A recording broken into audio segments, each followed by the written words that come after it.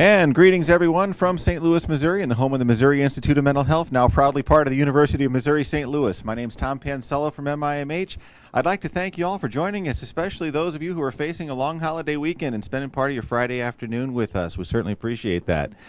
I'll introduce Lauren Moyer to you in just a second here. But for those of you who are joining us for the first time, we welcome you. If you've been with us before, we welcome you back. At any time, if you'd like to ask questions, submit questions to us during the presentation, use that email question for speakers link under the video window. We'll hold the questions to the end, but throw them in that box anytime so we can have them ready to ask at the end of the program. Also, if you're interested in purchasing CEUs for today's program, that link is under the video window as well. You'll see another link there because Lauren is going to be talking for us in a couple of weeks at the Missouri Psychiatric Psychosocial Rehabilitation Association program. I had it written down. I didn't even read it. That's in a couple of weeks. If you're anywhere near Missouri, and I know a lot of you aren't, but if you're anywhere near Missouri, that's going to be in Columbia, Missouri on September 16th and 17th at the Executive Center, the Holiday Inn Executive Center in Columbia. That information is available on the website as well. We've also got a link to Lauren's slides if you'd like to open them in a separate window. It's a PDF file. You flip through it yourself. You can flip through them yourself. They'll also be back and forth on the screen if you're watching on video. But if you're just listening to the program, you may want to open up those slides and follow along. So we'll introduce Lauren Moyer to you, and she has received her MSW from the University of Missouri at Kansas City, where we were almost affiliated for a short time. She is a licensed social worker, a certified co-occurring disorders professional diplomate, and a certified compulsive gambling counselor in Missouri and Kansas. Lauren is the Special Projects Director for Rediscover in Kansas City, Missouri. And Lauren, the floor is yours. Thank you very much. All right, well, welcome today, everyone. We're going to talk about what motivational interviewing is. And I also want to provide you with a little bit of application so that you can take home after today's presentation. So again, thank you very much for joining us on a Friday afternoon of a holiday weekend. So motivational interviewing, I'd first like to just describe that in 1983, William Miller had an article in a magazine and just kind of elaborating on a different approach for people who were problem drinkers. And so this was just a different type of treatment for that particular population. And then later in 1991, both William Miller and Stephen Rolnick expanded on that and created all the principles and strategies that we have today of motivational interviewing. So, what is the definition of motivational interviewing? It's a directive, client-centered counseling style for eliciting behavior change by helping clients explore and resolve ambivalence.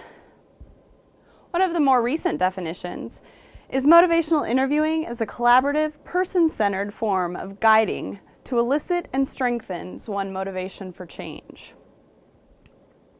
So what is motivational interviewing? It's an evidence-based practice and supported by research. It's effective in many areas of behavior change.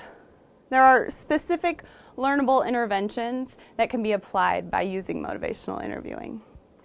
And more importantly, it's just a way of being with clients and coming alongside them in a partnership.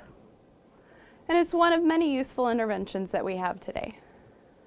What motivational interviewing is not, it's not the right thing for every client. It's not a cure-all for all client resistance and ambivalence. And it's not a substitute for your own clinical judgment. A therapist's skill level and the client's motivation will thus improve greater outcomes. So, in motivational interviewing and in any relationship we have with a client, where do we begin? Well, we always want to welcome our clients. Make sure they feel welcome and respected. We want to provide empathy and hope to them. We want to applaud them for anything that they do, whether it be tiny or large. We want to empower them. We want to understand the individual's story and their self-defined happiness. You know, what is their happy life goals? We want to find the individual's strengths that they so determine.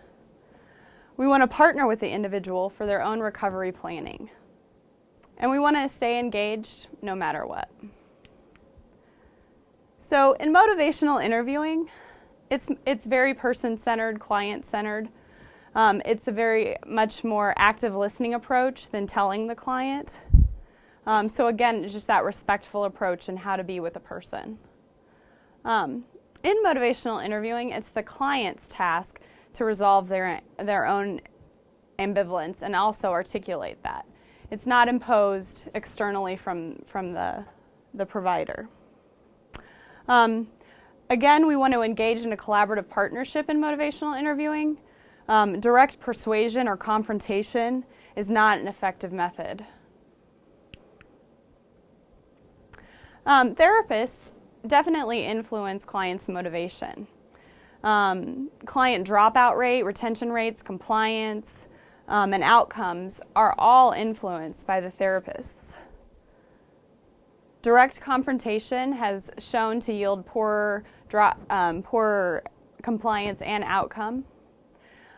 Simple actions, which are, reflective listening, providing the clients with affirmations, are simple actions we can take to decrease dropout rates.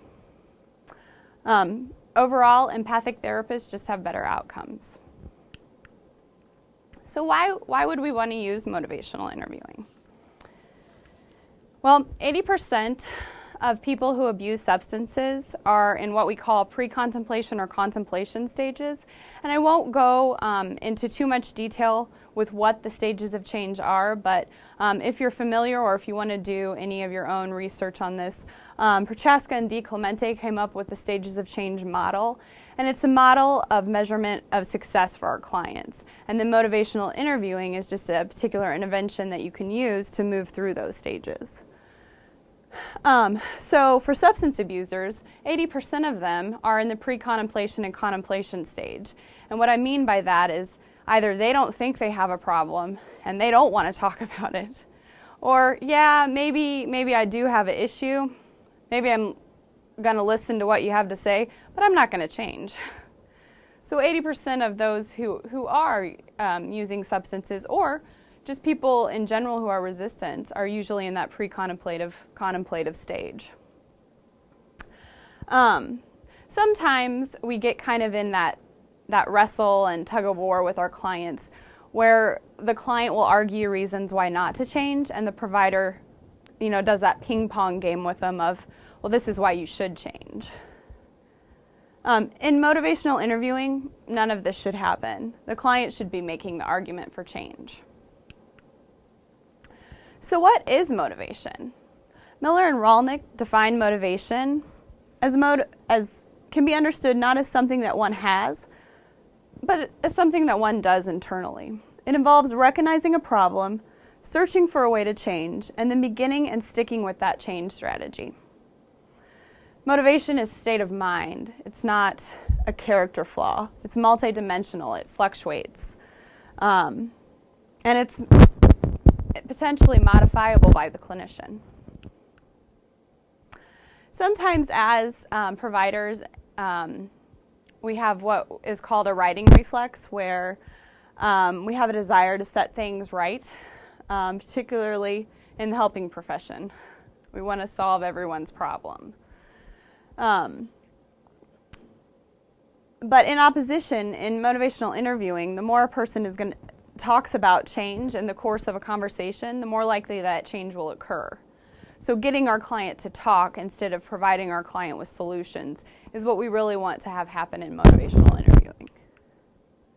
Again, the righting reflex attempts to force resolution in a particular direction, as evidenced by direct persuasion or confrontation or a punishment for one's action, like if you have a client who's not compliant with their medicine, or a client who shows up and drops dirty on a UA, and we give them a learning contract, or we give them okay, you're out of here, or you need to go back to residential treatment.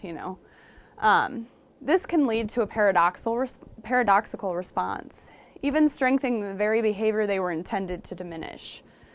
So the important thing is to inhibit this righting reflex. Resistance may be a result of the client-counselor relationship. And this relationship, if your client is portraying resistance, lacks agreement between the both of you, respectfulness, collaboration, and encouraging clients' own autonomy. We need to try to not counsel in a directive, confrontational manner. Because if we do this, then we will see that the resistance is going to go up in our clients. So why do people change? Research indicates that counselors' empathy can be a significant determinant of why clients respond to treatment.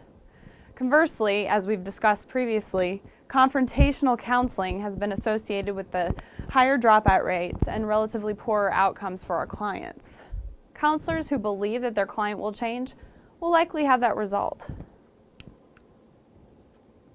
The next piece of motivational interviewing is today I want to go over all the different, the foundation of motivational interviewing, the principles of motivational interviewing, and then the interventions to actually carry out motivational interviewing. And the way that I think of this is in a pyramid fashion. And at the foundation, at the base of it, is the spirit of motivational interviewing. If nothing else, if you can capture the spirit of motivational interviewing, you are on the definite right track. If you don't quite get down all the reflective listening, or you don't quite get down summarizing all the time, or don't quite get down always asking open-ended questions, if you can live in the spirit of motivational interviewing, that's success. So at the bottom of the pyramid is the spirit. And what that encompasses is collaboration as opposed to confrontation, evocation as opposed to education. I know we always want to provide that necessary education to our clients, and sometimes that's not what produces that behavior change. And autonomy as opposed to authority. So collaboration, evocation, and autonomy is the basics of motivational interviewing.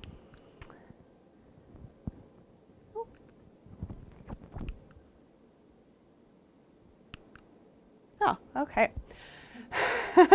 Little technical error. So collaboration is really about an exploration with the client. It's supporting them rather than persuading them or arguing with them. It's providing that positive atmosphere that is conducive but not coercive for change.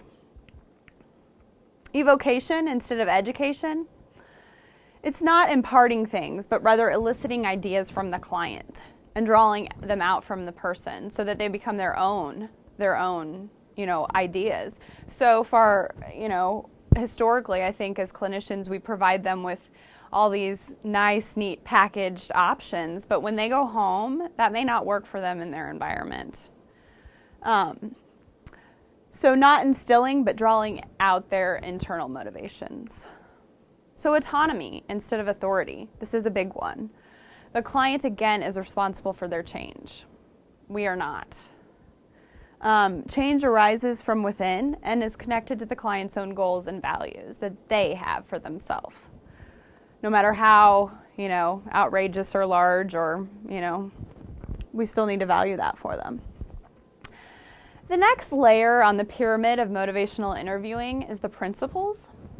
And this can be remembered by an acronym, REDS. So rolling with resistance, avoiding that argumentation, expressing empathy, developing discrepancy, and supporting one's self-efficacy. So we'll just go through each one of those.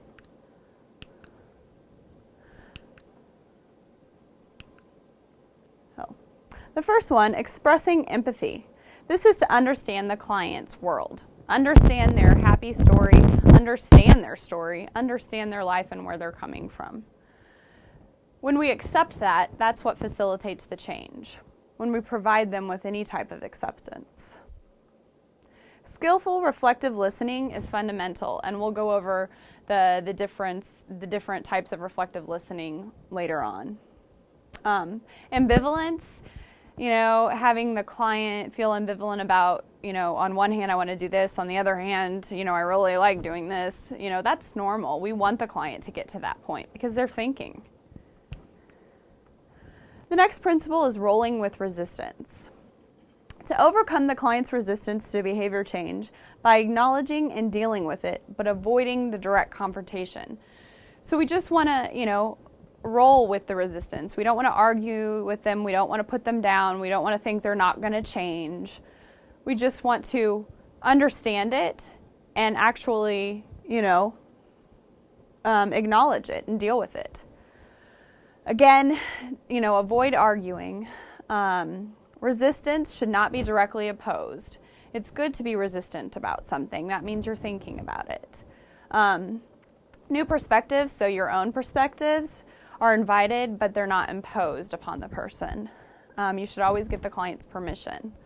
The client, again, is that primary resource in finding the answers and solutions that they need to have their own true happy lifestyle. Resistance is, again, a signal to the clinician to respond differently. If you're hearing, and I'll give you a list of just kind of what resistant looks like, arguing. If you're hearing that from your client, then it's kind of, you got to take a different approach. Developing discrepancy is another core principle. And this is to help the client see their personal goals are inconsistent with the current behavior at this time. And if the client identifies that their goals that they value are inconsistent with their current behavior, they're going to start to kind of go back and forth, and this will lead to that behavior change that they're needing. So again, a discrepancy between that present behavior and the important personal goal will motivate the change. Again, the client should be presenting the argument for change. Developing discrepancy, employ strategies that facilitate the client's identification of discrepant elements of a particular behavior or situation. So looking at their past versus their present life, looking at their values versus their current behaviors, and their behaviors versus their current goals. And when a behavior comes into conflict with that deeply held value, that's when we start to see that behavior change. And the larger the discrepancy that they identify, the greater the importance of the change. Another core principle is supporting self-efficacy. This is a good one to foster hope in our clients that they can achieve their desired changes. It's providing them a belief in the possibility that change is important and you can make that change. The counselor's own belief in the person's ability to change becomes then that self-fulfilling prophecy. So again, understanding that our clients do have the ability to change is likely to produce that change. A guiding principle of MI is to have the client rather than the counselor voice the argument for change. So this is just kind of a recap. Change talk, so when you start to hear your client actually talking about change, refers to the client's statements that indicate an inclination or reason for change. As a person argues on behalf of one position, they become more committed to it. The person talks about the change in the course of the conversation, and then the more likely that change is to occur. So again, counsel in a reflective, supportive manner, and resistance will go down while the change talk will increase. An additional principle, which I think is very important, is establishing their own personal goals. So make sure that you help the client to establish their own genuine personal goals and values. And this will increase the client's willingness to work toward them because they came up with them. They have some type of, tied investment to them. Talk with the client about their aspirations, their desires, their fantasies.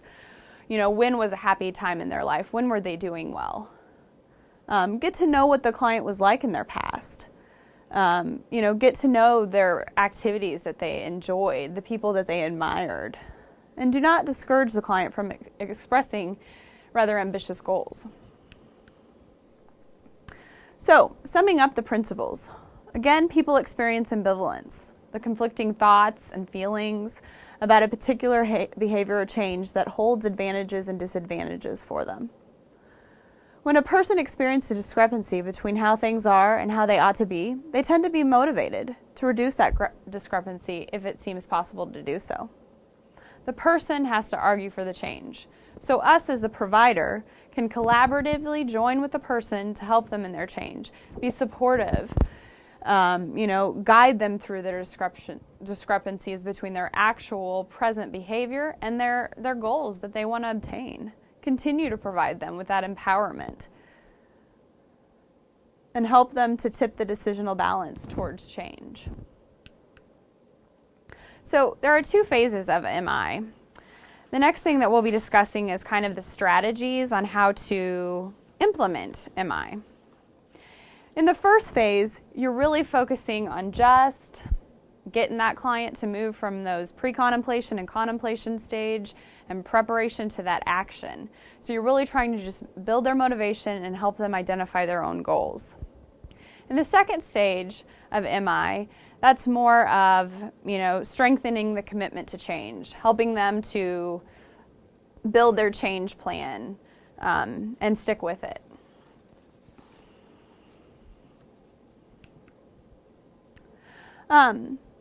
In phase 1, it talks a lot about the strategies, and that can also be summed up in the acronym OARS. And what that stands for is open-ended questions, affirming statements, reflective listening, and summarizing.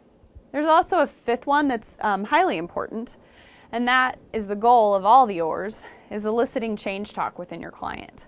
That's when you see that the OARS will directly support the goal of encouraging client speech, while the clinician is eliciting and shaping certain kinds of client speech, thus eliciting the change talk. So, some examples of open-ended questions. And why is the reason to ask open-ended questions?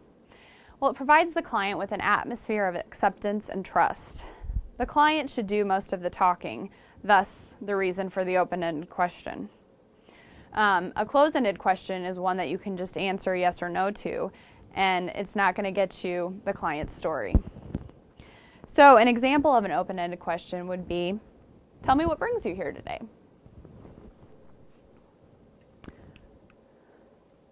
Reflective listening is another strategy in motivational interviewing. Reflection is particularly important after open-ended questions.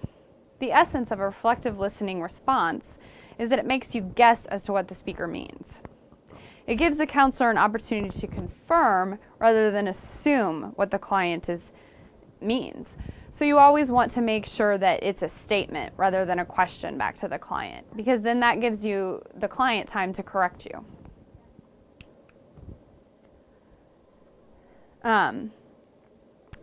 Reflective listening can both be simple or complex. Simple reflections pretty much just add meaning or emphasis to what the client has just said, while the complex reflections move more towards exploring the process further. Reflective listening, again, is collaborative. It's not authoritarian, and it's a guess, not an interpretation of what the client means, because you always want to leave room for the client to correct you. It's reinforced by the client's response. It's never critical, judgmental, or confrontational. It can be directive, but it never directs by giving advice or suggestions, of course without the client's permission. So some examples of simple reflections, there are 2 kinds. There's repeating, which is simply just repeating an element of what the speaker just said. And then there's rephrasing, which the listener would be you as the provider, would stay close to what the client has said, but substitutes a synonym or slightly rephrases what was offered. Simple reflections really add little or no meaning to what clients have said, but they do mark very important client emotions, but they don't go far beyond the original intent of the client. They're just kind of, reaffirming the client of what they've said. Complex reflections can be like paraphrasing, a major restatement where the clinician actually infers the meaning of what has been said and reflects this back to the client. Another complex reflection is reflection of feeling, and it's the deepest form of the reflections. It paraphrases while emphasizing an emotion through feeling statements. So, I don't want to be here and somebody else told me to be here and I don't understand. Well, it really sounds like you're very disappointed that you're here today and you don't want to be here. So adding that disappointment, adding that emotion to it. There are some other ways to make a reflection complex. Again, adding the content, the interpretation or feeling, a metaphor or simile, so comparing it to something. So getting high for you is like the high you get when you're riding a roller coaster. So kind of, amplification, emphasizing a stronger or weaker. But definitely when you use an amplification, it's not in a sarcastic tone. So when that client says, I shouldn't be here, there's no reason for me to be here, you don't feel you have a problem. So just simply stating that, no inflection at the end, no question, and no sarcasm. Double-sided, if the client's feeling one way about something but another way about something. So on one hand, you feel like you may want to quit for your family, but on the other hand, you really like the high that you're receiving, and it's really helping you cope with your symptoms. So giving that one on the other. And of course, reframing, putting the situation in a different light, especially if they've said something that is negative about themselves, and really trying to identify the strengths in that comment and reframing it for them. Things you should be aware of in using reflective listening. Again, it should be that statement where the inflection should be turned down at the end. Some common ways to start out a reflective listening. So you mean that. It sounds like you. You're wondering if. What I hear you saying. Let me see if I heard you correctly. By making a statement, you give the client the room to correct you if they misunderstood.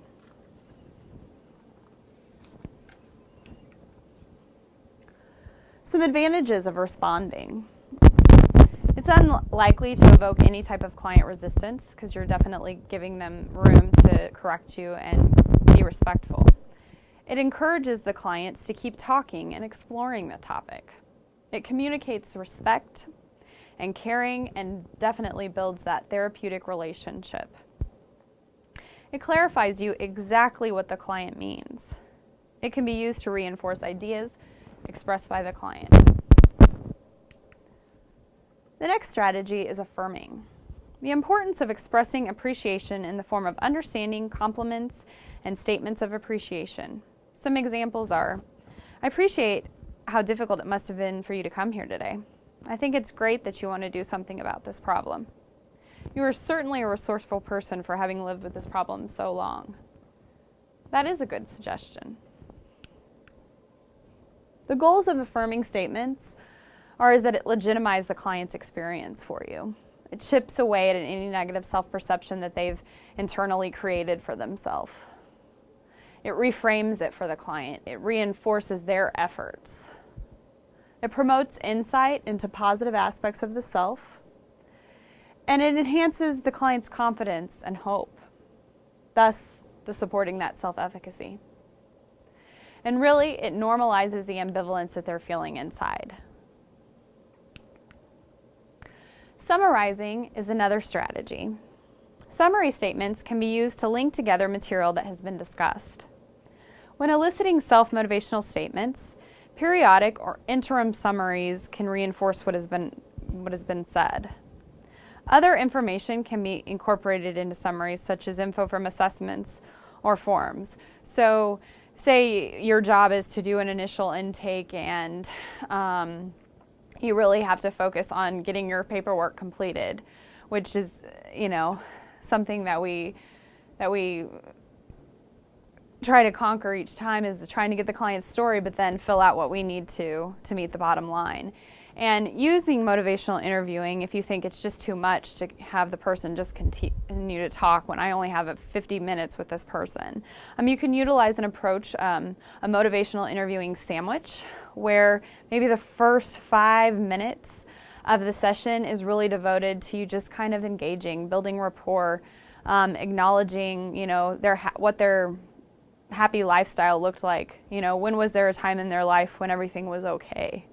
And then kind of go through, answer your questions, if some of them hadn't already been answered in that first 5 minutes. And then at the end of that session, roll it back up with another 5-minute, summary of what you've heard. Did I get all that accurately? Just so that you can let them know that you are hearing them, you are listening to them, and you're providing them with room to correct you if need be. So that might be an easier way. Research shows that if motivational interviewing is used in that first initial intake, that client is sustained 6 weeks or 8 weeks longer than a client who has not utilized the motivational interviewing approach. So I know when we do our initial intake, sometimes people don't show up the next day, people don't follow through to the next appointments. So if we can catch them right at that front door, that would be helpful. And then summarizing is a great way at the end of the session to pull a major summary together. And then as a clinician, it's also helpful to kind of end. And that you've brought it all back, you've tied it all together, and now you can just leave it there until the next session so that you're not having to take quite a bit back home with you, as we usually do. Some sample ways to lead into a summary is, our time is running out, but I'd like to pull together what you've said so far, and let me know if I miss anything important or get anything wrong. Long summaries are good for ending a first session. A shorter version can be used to open the next session and to build upon the client's self-motivational statements.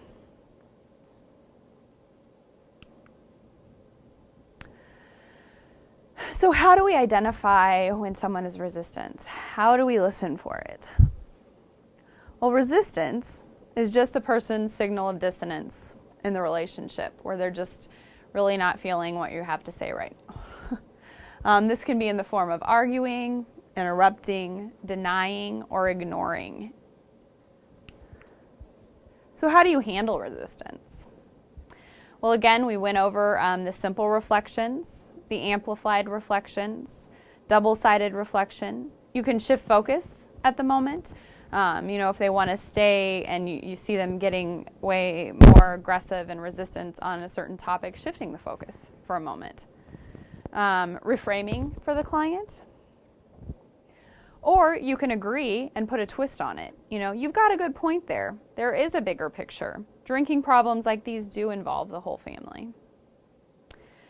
Again, emphasize their personal choice and control, even if it's a mandated client. And mandated clients can be in the form of prisoners, coming out from probation, or even, our adolescents who really don't want to be there, but their family is forcing them. Another way to handle resistance is definitely coming alongside that client and really being in the relationship with them. So how do you elicit change talk? Although ORS skills are fundamental to motivational interviewing, if we only used ORS, it would be more difficult to resolve the ambivalence for the client. Eliciting change talk is the primary method for developing the discrepancy within the client. Remember, the idea in motivational interviewing is to have the client give voice to the arguments for change, and it is the counselor's task to facilitate the client's expression of such change talk. When eliciting change talk, invite the person to make arguments for change. Ask evocative questions. Use the importance ruler. The importance ruler, and again, this is just what we will post on the MIMH link when they send the follow-up email. I have several different handouts and tools that I can provide for those who attended today. So one of them is the importance ruler, and it just kind of asks the client on, a scale of 1 to 10, where you feel like, is it important to you to make a change at this point? And let's say they say, oh, I'm at a 5. Asking the question, wow, you're a 5? Why aren't you a 2? Or what will it take for you to get to be a 9? Or the miracle question, what if tomorrow everything was perfect? What would that look like for you? Exploring decisional balance. The decisional balance is kind of that pros and cons, pros and cons of the pros of continuing the behavior and the pros of changing the behavior, and the cons of continuing the behavior and the cons of changing the behavior. And so really, setting down with the client and writing those down so that they can have that to take home and really start to think about that. Again, elaborating. And then when they actually go from the verbal to action is really when you've gone to the change.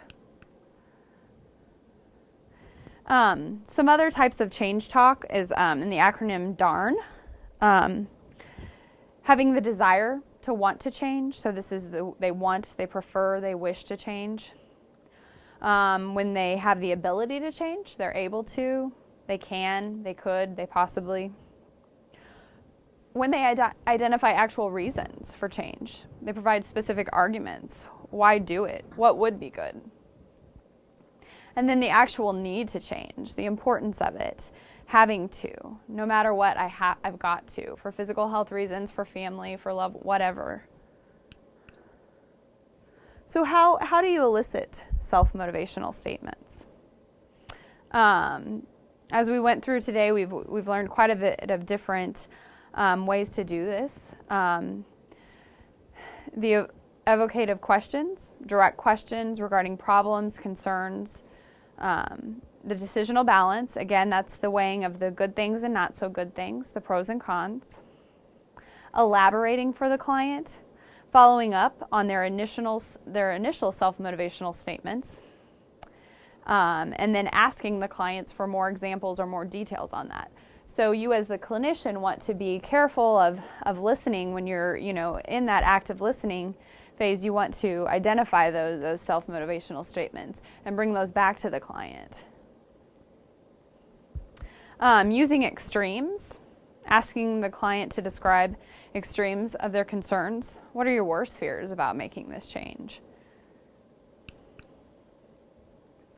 Looking back, do you remember a time when things were going well for you? What has changed now? Looking forward, again, that miracle question, looking at both sides, with or without a change, what would happen? Definitely exploring the client's goals with them. We want to learn about the client's values and goals and how they can, explore their target behavior and how that fits in with their values and goals.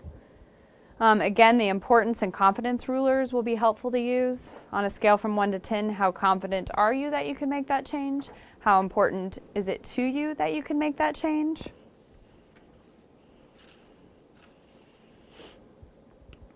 So, how do we integrate motivational interviewing into our practice? These are just a few techniques that you don't have to follow too much, but it just kind of gives you a thought process in your head of how you can be with the client when you sit down with them. So try to talk less than your client does when you're first starting this. Maybe reflect twice for each open-ended question you ask. Use some reflective statements before you ask another question. Use complex reflections, because those are the ones that are going to elicit more meaning to the client and infer more meaning, as opposed to just restating what they've said. So you want to use more complex reflections. Definitely ask mostly open questions when you do ask questions. I know a lot of times we do have to just point blank ask a closed-ended question, but definitely try to ask more open-ended questions. Again, that's just helpful to get that client's whole story. This is just a suggestion of do not ask more than 3 questions in a row. And again, you want to use those complex reflections and reflect more than questions you've actually asked. So phase 2 of motivational interviewing is then, once you've got that, okay, maybe I'm going to change, maybe I'm going to take some actions. You want to make sure that you strengthen that commitment to change.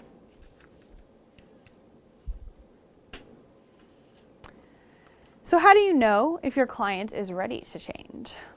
Well, there's less resistant talk. There's fewer questions asked about the problems that they have.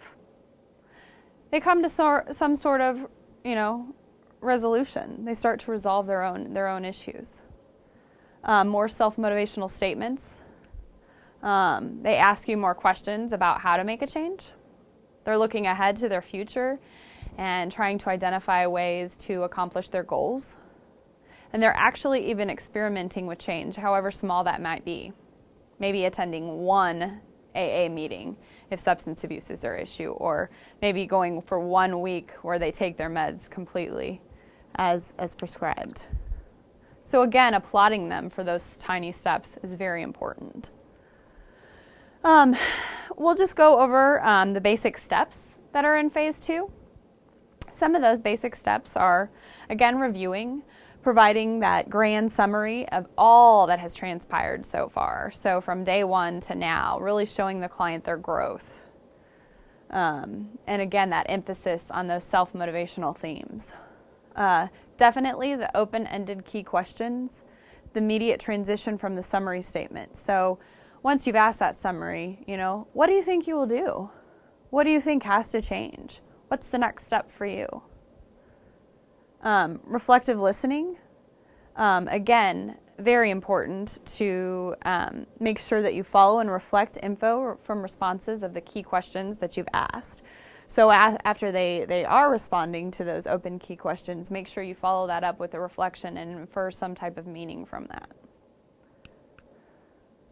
Number 4, this is where you can start to provide information and advice to your client, but you always got to ask the client for their own ideas first. First and foremost, ask them if they have any ideas. Because I don't know, if I ever want to, lose weight or go on a diet or something like that, I'm not going to want somebody else to tell me how to do that. I want to elicit my own ways of how that's going to work for me. So we need to, just treat everyone as an individual person and make sure that we're respectful in asking them first. If they aren't able to come up with, or if they, are leading towards maybe wanting some suggestions or options, ask permission first before offering these suggestions. Give the client permission to reject your ideas, and always provide them with a menu of options. Then you can start to negotiate a change plan, and that's something that I can also add to the link. It just kind of goes over with tiny steps of how they can move and change the behavior that they're wanting to change. Again, the summary is very helpful, and you want to summarize the plan that you've created. So once you've created it, you want to review it once more and identify the most important reasons for the change and the client's plan for change. The last step in this is the end game. Confirm the client's commitment to the plan. Is this really what you want to do? If the client is not ready to change, leave the door open. There may be more of the phase 1 work that they need to do. And some time may need to pass before you renew the discussion again. But always come back and revisit it. Because again, maybe you haven't identified some self-motivational statement, or you need to recapture something else that's going in their life history. And so you can always revisit that.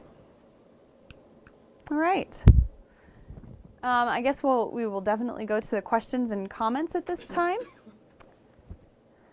All right, I'd like to encourage anyone who has any questions or comments to use that email questions for speaker link underneath the video window. While we're waiting a moment for those to come in, remind you that Lauren's going to be at the MOPR conference coming up in a couple of weeks. That link is under the window. Those of you who are still tuned in, we're also videotaping this presentation. We're going to send you a link to the archive, because I know a couple of you did have some problems logging in, getting hooked up. We were kind of overwhelmed at the beginning here. I think a lot of people around the country interested in this program, and so I think you guys kind of weighed down our servers a little bit. So we had a little trouble right at the beginning, but I think things got cleaned up. So we'll take a look here and see if there's any questions. We got questions in the room with us here. Lauren, are there other resources that you can think of that you can hook people up with? I will just attach to that link any and everything that that I've just kind of gone through. The stages of change, learning more about that. And if you are able to attend our MOPR presentation, that will be myself and Craig Miner from Places for People in St. Louis, Missouri. We'll be taking more of a skill-based approach, so it won't be the fundamentals and the principles of motivational interviewing. It'll be a few exercises and activities to really get you engaged so that you come out thinking you are really sharp on a couple different strategies of motivational interviewing, and you can take it back and actually use it in, you know, where you're from, in your agency. So. All right, well, I have not seen anything come in. We stalled just long enough. All right. Folks, thanks for your attendance today. I hope everybody enjoys their nice long weekend. Thanks for spending some time with us today. Stay tuned to the website for other conferences that might be coming up. We'll also send you a link to the CEU application in case you still want that after the program, in addition to the other links that we're going to send you, the slide link as well as any other links that Lauren provides for us. So thank you for your time. Lauren, thanks for yours. Thank you.